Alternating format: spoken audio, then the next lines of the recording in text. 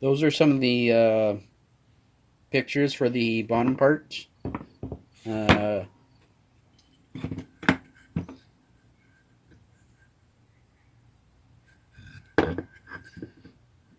Feel free to use your own design for this part. So this is just me putting things together and praying that it worked, and it did. So back to the rings. This is the version 1, and you can see the holes there for these ones.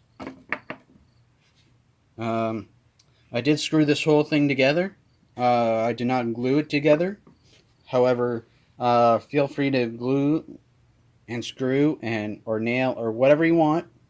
Um, However, I just did the quick and easy, just screwed it all together, and it worked for me.